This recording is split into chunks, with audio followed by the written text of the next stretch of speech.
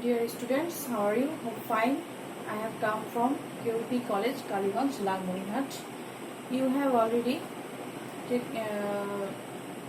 shown my previous classes like narration, transformation and modifiers. Today I am discussing about voice.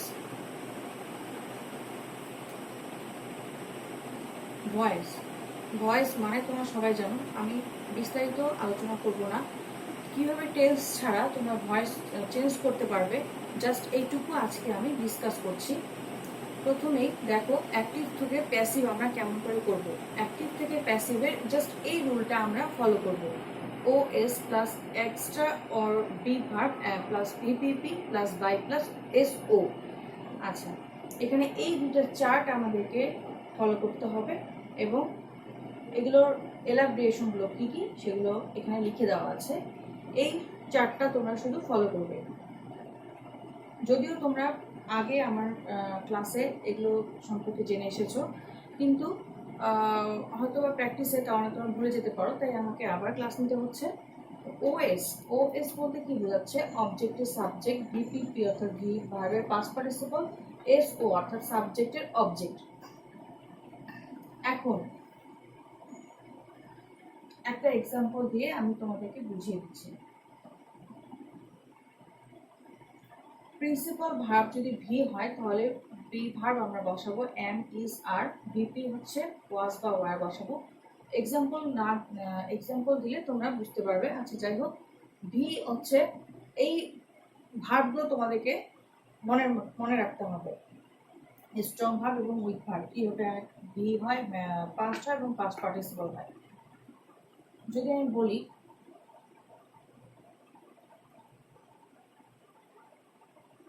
he gives me some books. What does it mean? তিনি আমাকে কতগুলো বই দিয়েছেন, বই দেন। আচ্ছা, এখানে সাবজেক্টটা আর এটা হচ্ছে ভার্ব, আমরা সবাই জানি, কিন্তু আমরা এখানে অবজেক্ট কিভাবে বের করবো? অবজেক্ট কি এটা সাম বুকস নাকি এটা মি অর সাম বুকস? আচ্ছা, তো আমরা অবজেক্ট কিভাবে বের করবো? সবচেয়ে সহজ উপায় হচ্ছে আমরা ভার্বকে কোশ্চেন করবো। ভার্ব হচ্ছে গিভ।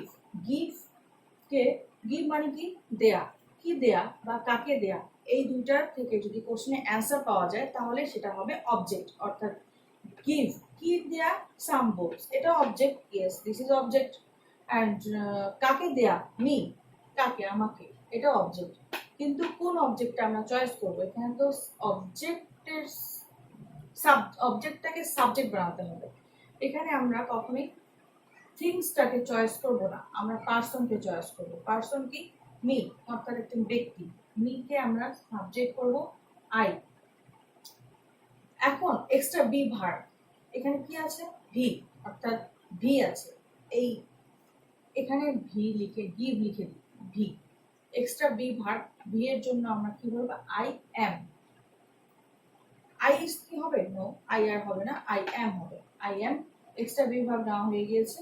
এখন ভিপিপি কে বসাবো? গিভেন। গিভ, গেভ, গিভেন, আমরা এটা চয়েস করবো। Given, VPP. সবসময় তোমার লক্ষ্য করবে যখন তোমরা প্যাসিভ করবে তখন সবসময় কিন্তু ভিপিপি ইউজ করবে। গিভেন, এই অবজেক্টটা আমরা বসিয়ে দিব সাম বুকস। সাম বুকস, তারপরে বাই হবে। বাই হিটাকে কি করবো? এস ও, অর্থাৎ সাবজেক্টটাকে আমরা অবজেক্ট বানাবো। By him. ক্লিয়ার? আচ্ছা, এখন এই ভি তো গেল। যদি ভিপি থাকে, অর্থাৎ গিভ না থেকে যদি গেভ থাকে, GAVE, গেভ থাকে, তখন আমরা কি করব? তখন অবশ্যই আমাদেরকে ভার্বটাও চেঞ্জ করতে হবে। ভার্ব তখন চেঞ্জ করার সময় আমরা কি চেঞ্জ করব? গেভ, অর্থাৎ ভিপি। তাহলে ওয়াজ বা ওয়ার, আই ওয়ার তো কখনোই হবে না, আই ওয়াজ। তারপরে ভিপিপি, ওয়াজ বি ভার্ব নেওয়া শেষ, এখন ভিপিপি হচ্ছে গিভেন। তারপর যেরকম আমরা আগে লিখেছি সেভাবেই থাকবে। তারপরে এখন যদি আমি ভিপিপি দেখি, ভিপিপি তো আমরা এখন এমনি লিখবো না, অবশ্যই একটা অক্সিলারি ভার্ব নিয়ে তারপরে ভিপিপি লিখবো। যদি বলি he has given me some books, তখন আমরা কি করব? হ্যাজটাকে আমরা বানাবো হচ্ছে হ্যাড। হ্যাজটাকে আমরা পাস্ট করব হ্যাড প্লাস এই যে ভিপিপি, এটা যেহেতু ভিপিপি আছে তাই আমরা বিন ব্যবহার করব। হ্যাড বি গিভেন, ভিপিপি থাকলেও ভিপিপি হবে, না থাকলেও ভিপিপি হবে। আর যদি ভিপিপি থাকে তাহলে বিন ইউজ করতে হবে। আচ্ছা, এখন যদি ING, he is giving me some books, তিনি আমাকে কিছু বই দিচ্ছেন, তখন আমরা কি করব? ইজটাকে অবশ্যই ওয়াজ করতে হবে। তাহলে কি হলো? ইজ হয়ে গেল ওয়াজ, এমও হয়ে যাবে ওয়াজ, আর হয়ে যাবে ওয়ার, আর হ্যাজ হয়ে যাচ্ছে হ্যাড, ইজ হয়ে যাচ্ছে ওয়াজ, তাহলে প্রেজেন্ট হয়ে যাচ্ছে পাস্ট। তাহলে গিভিং থাকলে কি হচ্ছে? Being, বিইআইএনজি, being. আর সবসময় তো ভিপিপি ইউজ হবে, এটাই হচ্ছে রুল। ভিপিপি অর্থাৎ given me some books by হিম।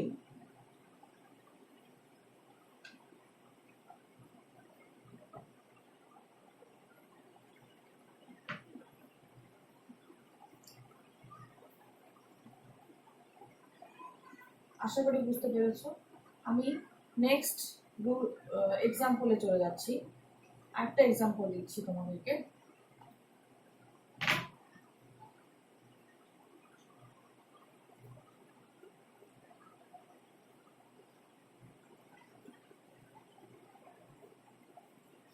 আমরা আজকে অ্যাক্টিভ থেকে প্যাসিভ করছি, এটা পার্ট 1 এ রেখেছি। আর পার্ট 2 তে আমরা প্যাসিভ থেকে অ্যাক্টিভ কি করে করব সেটাও আমি তোমাদের রুলগুলো শর্টকাটে জানিয়ে দেবো।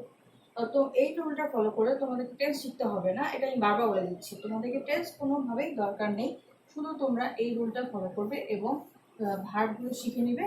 আর ভি থাকলে কি হবে, ভিপি থাকলে কি হবে, ভিপি থাকলে কি হবে, এবং ভি প্লাস আইএনজি থাকলে কি কি হবে, এটা তোমরা সবসময় মনে রাখবে। তাহলে তোমাদের টেন্স শিখতে হচ্ছে না। অনেক সময় টেন্স মেমোরাইজ করাও সমস্যা, আবার লিখতে গেলে ভুলও হয়ে যায়, আবার বুঝতে হয় যে এটা কোন what type of tense it is. তোমাদেরকে অত কিছু মেমোরাইজ করতে হবে না, তোমরা শুধু জাস্ট এই দুইটি চার্ট ফলো করবে এবং এই রুলটি। আমি একটা এক্সাম্পল দিচ্ছি।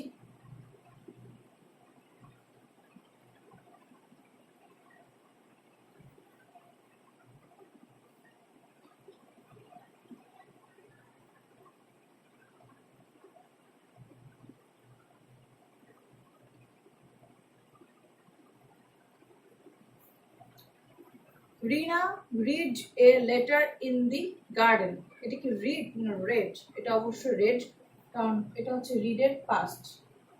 Read, red, red. এখানে একটা জিনিস খেয়াল করবে, এটা প্রোনাউন্সিয়েশন কিন্তু আলাদা, কিন্তু স্পেলিং কিন্তু এক। READ, READ, কিন্তু রিড বলছি, অথচ প্রোনাউন্সিয়েশন করার সময় রিড লিখছি, কিন্তু প্রোনাউন্সিয়েশন করার সময় রেড বলছি। এখানে কি হবে? রিনা রেড কেন? এখানে এস বা ইএস যোগ নেই। যদি এস থাকতো তাহলে বুঝতাম এটা present indefinite tense. Obviously red এটা ভিপি, তা আমরা এখানে ভি দিলাম।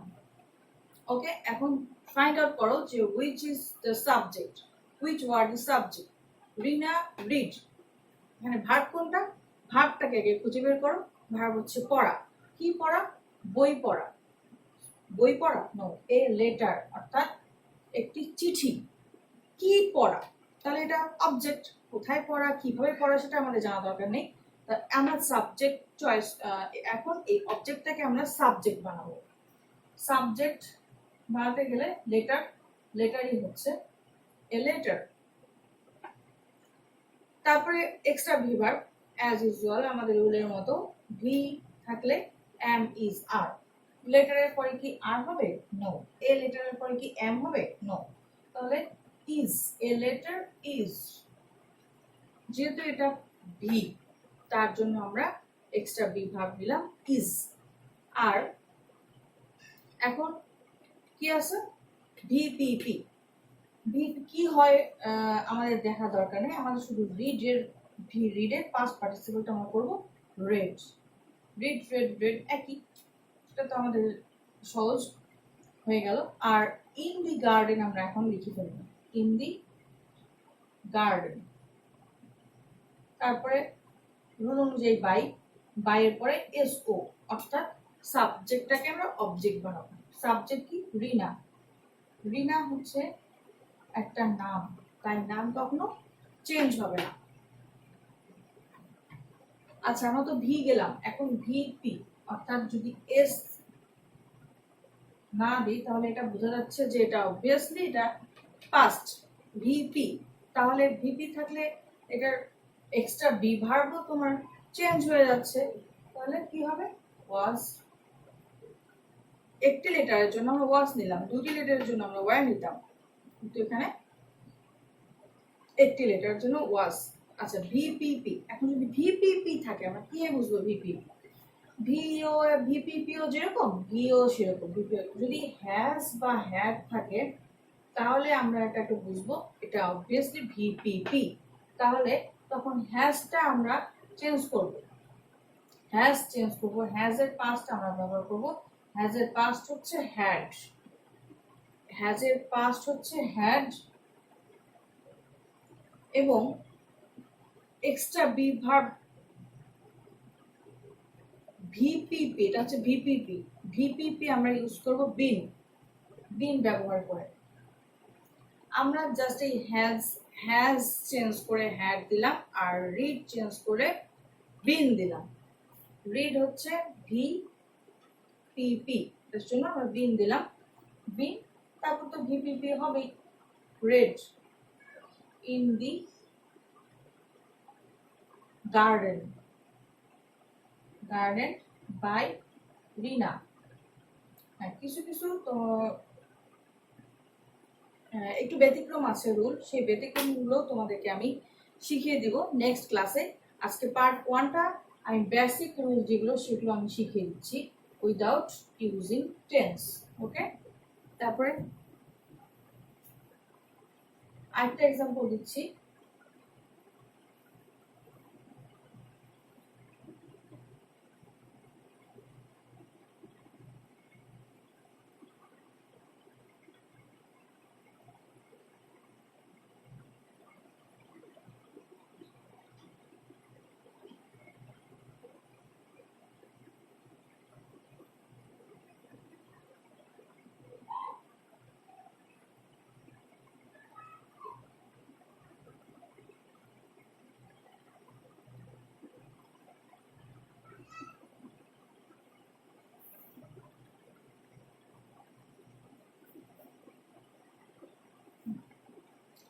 দেখো এখানে কি লেখা আছে, I am writing an essay by sitting in the roof. আচ্ছা, এখানে মনে করতে পারো যে বাই আছে, এটা মনে হয় প্যাসিভ। নো, এটা ভুল ধারণা। প্যাসিভ কখনো এভাবে জাস্টিফাই করবে না। প্যাসিভ দেখবে যে extra B verb plus VPP আছে কি না, যদি থেকে থাকে তাহলে সেটা হচ্ছে প্যাসিভ। কিন্তু এখানে কি সেটা আছে? নো, এখানে এক্সট্রা বি ভার্বের পরে আইএনজি আছে। তো এখানে আই এম রাইটিং, লেখা, এটা হচ্ছে কাজ। কাজটাকে কি দিয়ে প্রশ্ন করবে এবং কাকে দিয়ে প্রশ্ন করবে? কি লেখা, কি লেখা? অ্যান এসে, অর্থাৎ এটা হচ্ছে অবজেক্ট। অ্যান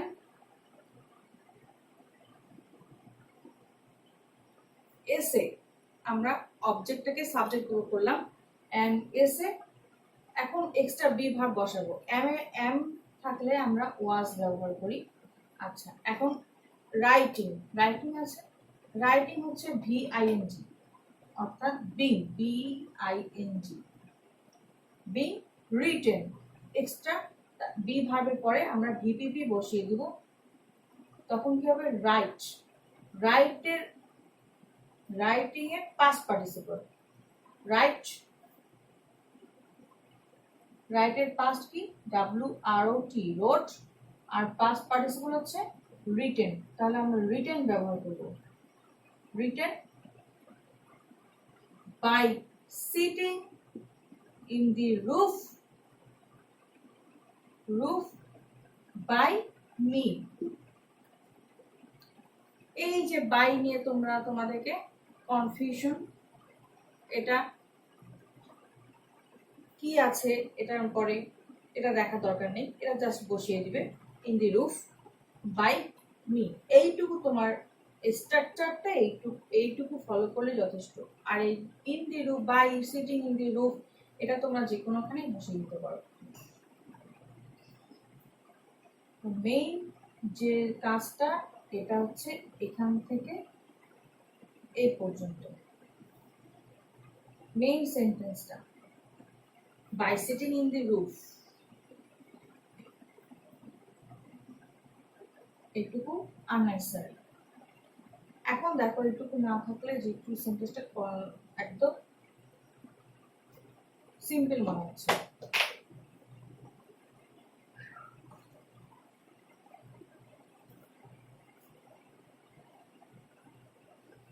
যদি লিখি যে I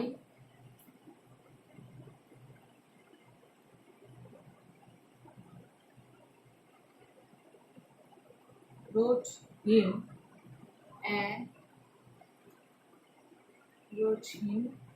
a letter.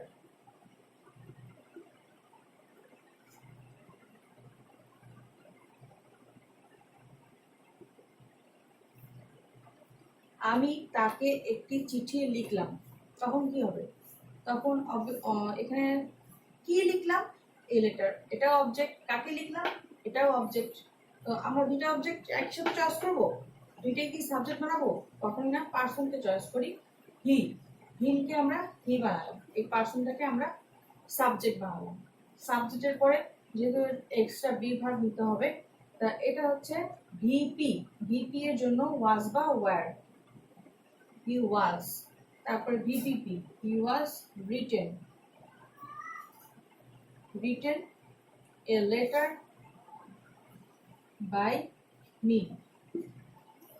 এখন তোমাদের কাজ হচ্ছে তোমরা বাসায় এই চার্টগুলো ফলো করে তোমরা বইয়ের যে এক্সারসাইজগুলো আছে ওগুলো দেখে দেখে পুরো করার চেষ্টা করবে, তাহলে তুমি